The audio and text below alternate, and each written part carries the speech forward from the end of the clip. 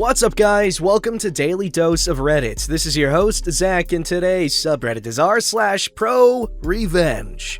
This story's called, Take My Tips and Pay Me Below Minimum Wage? See what happens. Apologize in advance for the walls of text, but this has layers. So this all happened years ago when I was still in college. I worked for a delivery joint. The company seemed super cool because they provided vehicles instead of forcing you to beat down your own car. Huge perk, right? Well, in this case, no. The owner of the company used this as justification to take a percentage of the driver's tips. Often, this would result in an employee making below minimum wage. If you made below minimum wage, you would have to come and pick up your check in person and sign a document attesting that you did make minimum wage due to undocumented cash tips or some such nonsense. Now, this was a problem for two reasons. Number one, in the state I was in, employee tips belong to the employee unless part of an employee tip pooling agreement. This was plain as day on the Department of Labor website. So that 20% gouge was already crossing a line. Number two, you cannot just hand wave and or force employees to say they made above minimum wage. So pretty shady stuff, right? Okay, that's kind of messed up because when you deliver food, you pay a delivery fee, all right? Along with the tip. So like, what is this dude thinking? The owner's a jerk, man. Now, most people would see this situation and run for the hills, which probably explained the delivery driver turnover being so high. I, on the other hand, saw the potential. See, I am pretty well versed in labor law and decided that I was gonna ride it out. I wanted to see how long they would keep this crap up. Here and there, I would make comments to the managers about the legality of their practices and was often told, "A lawyer said it's okay, so it's okay." Would love to meet these lawyers one day. So I patiently waited for a year, documenting every red cent they took from me and encouraged the other drivers to do so too. Every new driver that came through that door got a little powwow with me and I would give them the skinny. I love these terms. Unfortunately, my plan must have leaked because sooner than later, the joint decided to fire me after making up 3 bogus infractions. If you're interested in those, ask and I'll explain in an edit. This wasn't a problem though, as my plan was already in action. See, in this state, unpaid wages collect interest. So what was $20 to $40 a night, 5 nights a week over 1 year, quickly became a decent sum. So I began collecting the names of current and previous employees whom had been screwed over by the company and collected their documented data and then sent it off to the Department of Labor. At the end of the day, it took a couple of months, but the company was eventually required to pay a decent chunk of change to all parties, and a pretty hefty fine on top. Overall, I believe it came out to a little under $100,000. I wasn't done though. See, those shady little documents they had to sign claiming we made over minimum wage affected how the company was reporting its payroll tax. The IRS eventually came in and hit them for a ton of back taxes, and I received a small portion of the settlement. The IRS used to pay people who tipped them off. Don't know if they still do. They still do. It's actually pretty cool. I haven't used it though. Finally, I was increasingly aware of the company's under-the-table agreement with the health inspector, which I decided to go ahead and tip off to the health department. This resulted in even more fines and a temporary closure for the joint. Altogether, it's ended up costing this dumb little delivery joint a ton of money just to stay open, all because they wanted 20% of their drivers' tips. The moral here is, know your labor laws. It's degenerates like these whom profit off the ignorance or fear of the workforce. The more you know about your rights, the less idiots like these will be able to survive in the wild. Thanks for coming to my TED Talk. Edit 1. Holy crap, I did not expect this to blow up. To address a few things, the infractions that led to my termination and their bullcrap nature are down in the comments. Hopefully they are not buried. I also wanted to address something I saw in the comments quite a bit. If you're in a situation that does not seem right, document everything. keep a little black notebook and write down everything. The most important thing you can do to protect yourself from nonsense in the workplace is document, document, document. If you are ever in question of something, be it disability rights at work or earnings, you can always contact your state EEOC branch or Department of Labor branch. They will gladly help you figure out what is and isn't proper. Don't be a person who gets taken advantage of by bad employers. Only by fighting back will they ever learn their lesson. Thanks again for all the questions, and thanks to you fine folk who found this worthy of an award. I probably won't edit again because the rules of the subreddit say to not make a lot of edits. If there is a reason for a big one though, I'll go ahead and make one. What a cool guy looking out for everyone, and himself. Yeah, it's important. Document everything, cause I don't really need to explain any further. You guys get it. Document stuff, which is something I don't do, have never done, and probably won't do, even though it's probably smart for me to do, because I hate tedious stuff like that. It's just, I'm just not wired for it, man. Like, do you realize how bad I am at, like, just general everything? Like, time management? I'm probably eventually just gonna start paying someone to tell me when to start doing some work, because otherwise, I just don't. It's not because I don't want to, it's just, I procrastinate a lot. Like, I wait until the last couple days before my rent's due to start doing work to make my rent. I thrive in the chaos I manufacture myself with my own laziness. Is it a bad lifestyle? Probably, but it works. This story's called Teacher Makes False Claim of Me Faking an Injury So My Mom Messes with Her Career. I apologize for format, I'm typing this on my cracked phone screen. I, 15, female, have had a long and elaborate history with injuries, especially breaking my arm. Starting from literally the day I was born, my health has been complicated. I have a few conditions, but none serious enough to impact my daily life as I know it. I have a very weak immune system and somewhat easy to break bones. On top of that, I am the definition of clumsy, and I'm also a huge idiot who gets herself into dangerous situations for fun. My mom, 40, female, has obviously known me from birth and knows just the extent of my weird bad luck and health issues. I've broken my arms a collective 13 times over my entire life, and almost every time I got injured or sick, it seems somebody had something to say about it. I don't know why, but teachers just love to say that students that get hurt often are attention-seeking fakers, and a lot of relationships with authority figures have been harmful because of this. Every time, it's the same. For some reason, a teacher doesn't believe me. They call me a liar in front of everyone. I get bullied for a while, and then I have to try and prove that I'm not faking. I could post so many stories about teachers doing this, but this is a story about the time my mom actually managed to get revenge. This all took place around 7th grade. I was 12 at the time and had broken my wrist by climbing on top of something I wasn't supposed to be climbing on, and then falling off like a dumbass. My wrist was in a Velcro cast since I'm very allergic to the regular cast material, as they figured out through many cases of trial and error. My teacher, let's call her Mrs. Tablet since this took place while we were learning about Egyptian tablets, she taught history and our personalities clashed a little. I'm more of a creative, adventurous freethinker type, and she was very conservative, by the book, and proper. We hadn't had any real issues before this, but we just didn't mesh well. She was absent one day and we had a sub in. I knew the sub as one of my teacher's friends and one of my mom's bullies, or one of my bullies' mom. I didn't like her, but I was still respectful in class and just tried to get my work done. She got me in trouble for doodling on my paper once or twice, but other than that, everything was fine.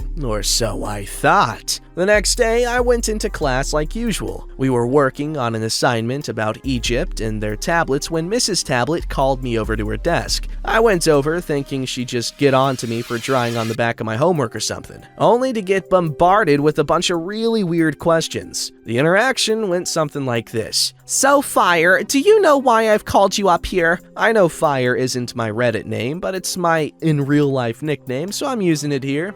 No, ma'am. I can't say that I do. How long have you had that cast? About a week now. Why? Do you really need that cast? Yes? Well, the substitute told me she saw you take it off. It's a cast.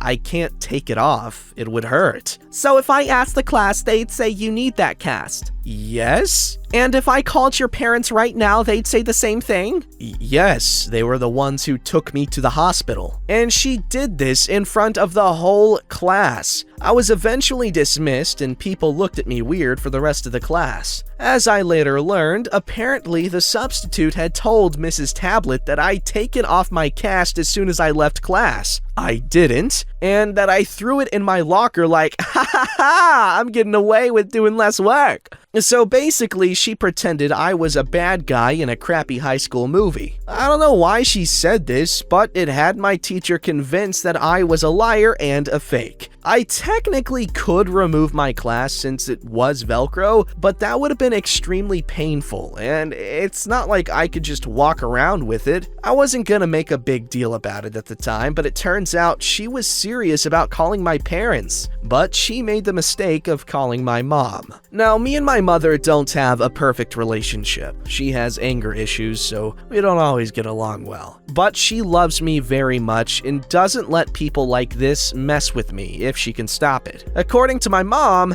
Mrs. Tablet called her all cocky and said things like, "Apparently your daughter is wearing a cast. Did you know that?" And, well, we all know how dramatic teenage girls can be, especially unique girls like her. She apparently even threatened to have me suspended before my mom stopped her and tore her to shreds for talking about her child like that. I don't think I'm allowed to repeat what was said, but by the end, Mrs. Tablet had to retreat with her tail tucked between her legs. She started being even more cold to me after that day and started giving me unfair detentions for not sitting still and doodling on the side of my worksheets. Even then, outside of school, we went to the same art studio sometimes. Weird that someone who hates art so much likes to paint, and poisoned the art director against me and got me put into a lower class. When my mom found out about this, she started the real revenge. My mom has never been a PTA mom. She honestly can't stand most of the PTA members, and their kids are chosen favorites at my school and use this power to bully others, including me and my friends. My mom is, however, friends with a very lovely woman on the county school board, which has more power than the PTA. She told her friend everything that had happened and supplied all the doctor's notes needed to prove I needed my cast. Her friend managed to convince the rest of the board that Mrs. Tablet was discriminating against an impaired student.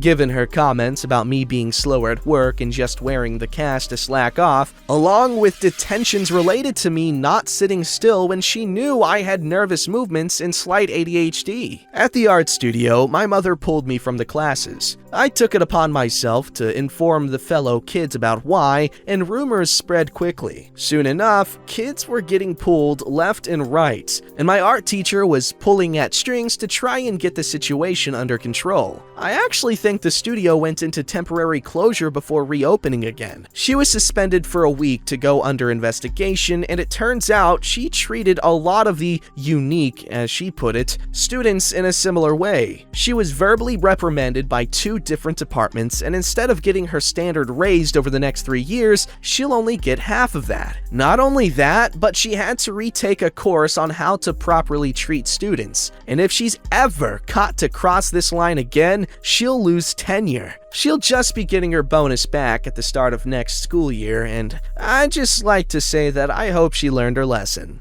Edit, I had misremembered the punishments given to that teacher. Upon asking my mom to retell the story, I fixed it to make it more accurate. Thank you to the Redditor that pointed out the mistake. I suppose that my 12-year-old self remembered a raise as a bonus for some reason. Man, it really sucks that some teachers are that just stupid. You know what I'm saying? A teacher, at least in my opinion, is a really important person in anyone's life because they're literally your educator. They're teaching you things, and you learn a lot from them, not just from what they tell you, but from what you see. They're kind of like another set of parents that you get new sets of every single year. I don't know, I really loved all of my teachers when I was growing up, and I kind of really want to be like a substitute teacher at like one of my old schools, sometime in the future, because that would be baller, and I want to be a good teacher. And like, I try to like make it really cool and like, just give it extra pizzazz. Make the kids excited to learn something. Because I remember like when I was growing up, like there were certain substitute teachers that we all loved. There was this one lady, Miss Christ. She was so sweet. She used to call me Little Cameron Boy because my dad, he goes by Cameron. His last name is Cameron. Or I guess our last name is Cameron. And he was, pretty well known around the town because he owned a bunch of gas stations and it was a tiny ass town, so that was kind of a big deal. Plus we had really good pizza. But anyway, she'd call me Little Cameron Boy. She was just so nice. But kids took advantage of that and like, they just never respected her really. They just liked her. But I was respectful and I think she appreciated that.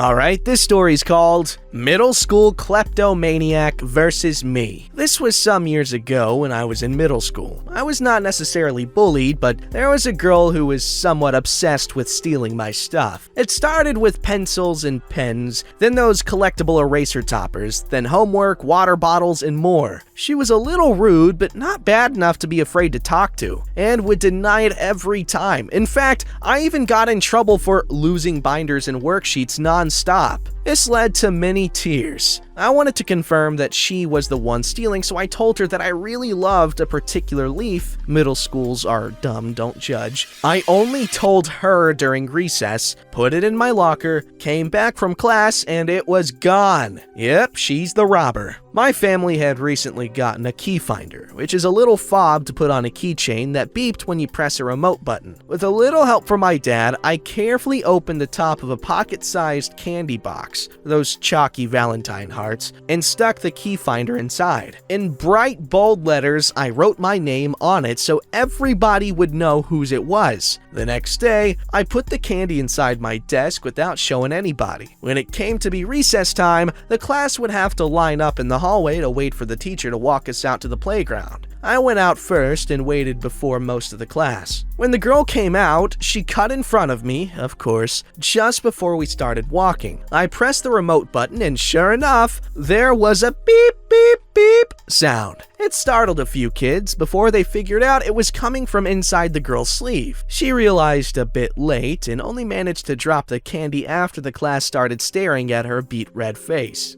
Oh no. Being in middle school, I was giddy that my scheme worked and let out the cheesiest villain cackle, picking up the candy box and holding it like Simba, with my name right on the box. Everybody knew she had been the one stealing my stuff. I swear, I remember the teacher laughing too. She never spoke nor stole from me again. Okay, I don't want to nitpick, but it's kind of funny. So like when you add parentheses, I'm pretty sure like you're supposed to be able to remove the parentheses from the sentence and it's supposed to be, a functional sentence. So remove the parentheses from that last sentence. She never spoke from me again. It's funny. Anyway, that's clever. I dig it. I would have loved to have one of those when I was a kid. I would do some crazy things with it. Don't ask what though. I could get in trouble. Don't forget to like, subscribe, and hit that bell to never miss an episode.